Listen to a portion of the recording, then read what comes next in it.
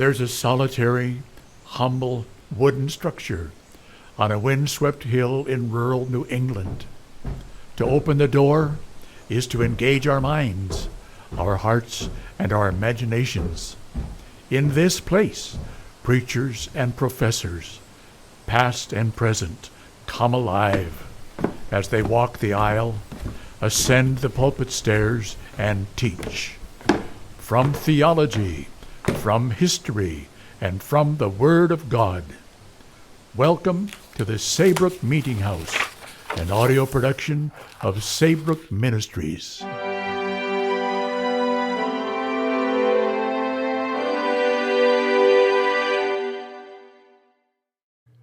Bradford's History of the Plymouth Settlement, by William Bradford, rendered into modern English by Harold Paget. Book 1, Chapter 4.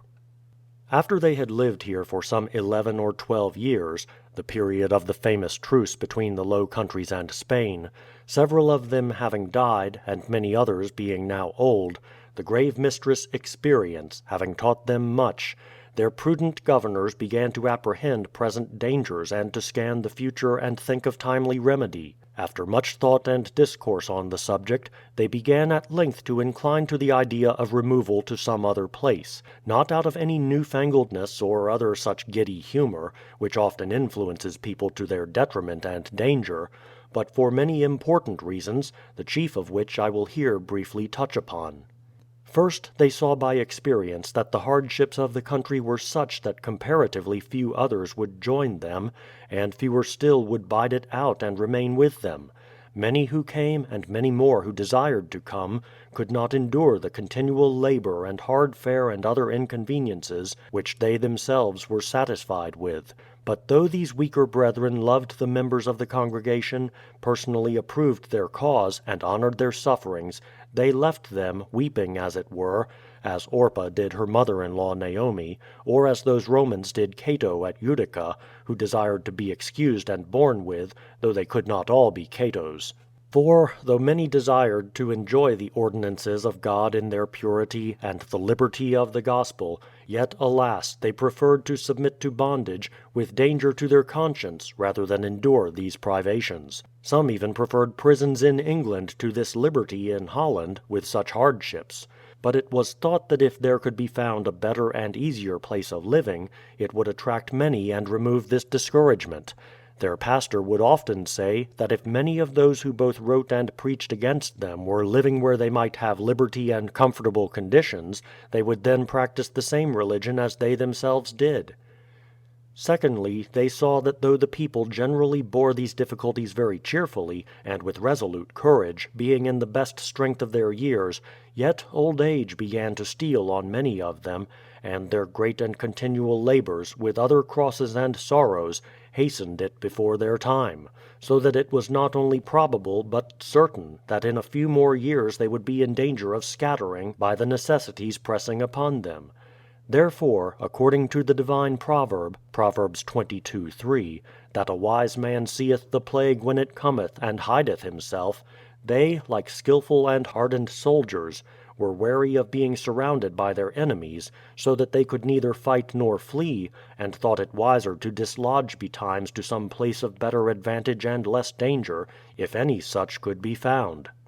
Thirdly, as necessity was a taskmaster over them, so they themselves were forced to be, not only over their servants, but in a sort over their dearest children, which not a little wounded the hearts of many a loving father and mother, and produced many sad and sorrowful effects.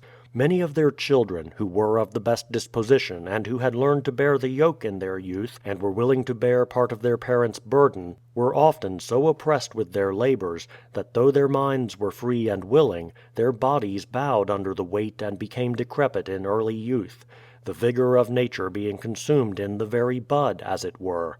But still more lamentable, and of all sorrows more heavy to be borne, was that many of the children, influenced by these conditions, and the great licentiousness of the young people of the country, and the many temptations of the city, were led by evil example into dangerous courses, getting the reins off their necks and leaving their parents.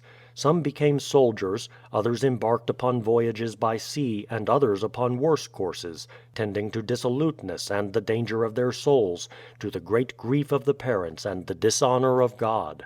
So they saw their posterity would be in danger to degenerate and become corrupt.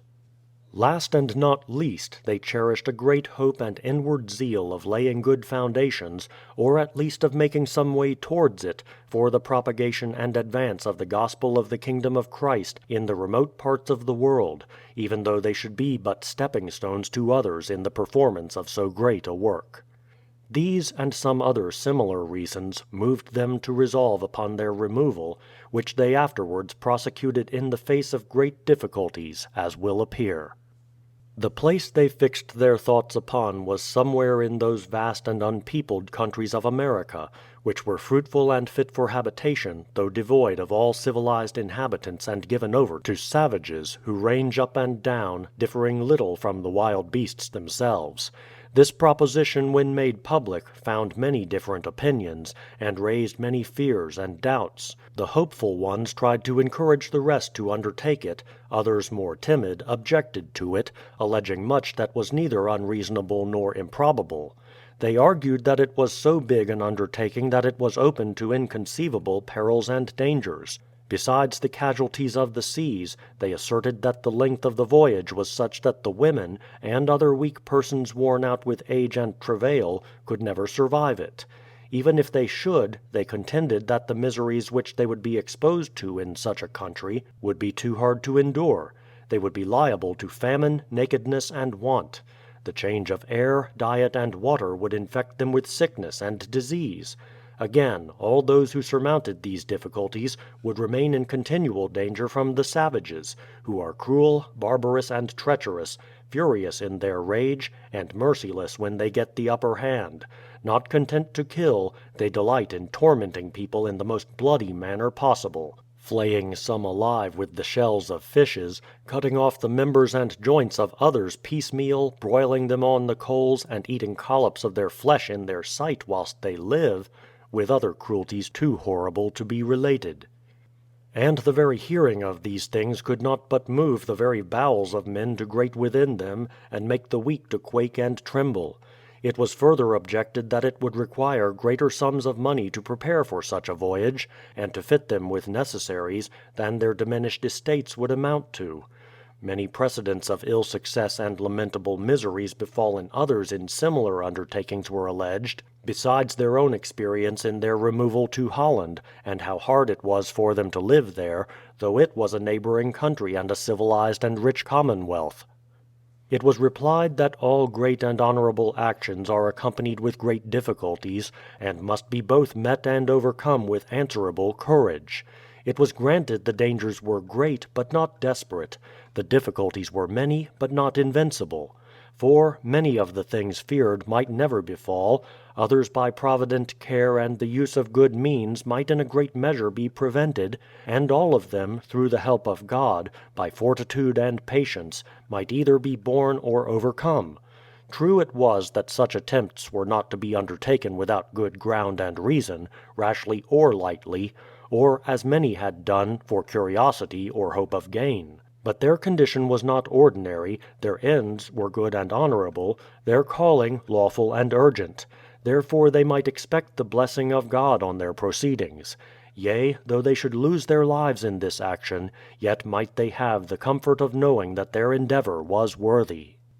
They were now living as exiles in poor circumstances, and as great miseries might befall them here as there, for the 12 years' truce was now over, and there was nothing but beating of drums and preparation for war. The Spaniard might prove as cruel as the savage of America, and the famine and pestilence as sore in Holland as across the seas. After many other things had been alleged on both sides, it was fully decided by the majority to undertake the enterprise, and to prosecute it by the best means they could. Thank you for joining us this week at the Saybrook Meetinghouse. We hope you've been blessed by today's podcast. Saybrook Ministries' mission is to provide didactic and devotional content from the Christian faith delivered to the saints, recovered and refined by the Protestant Reformation.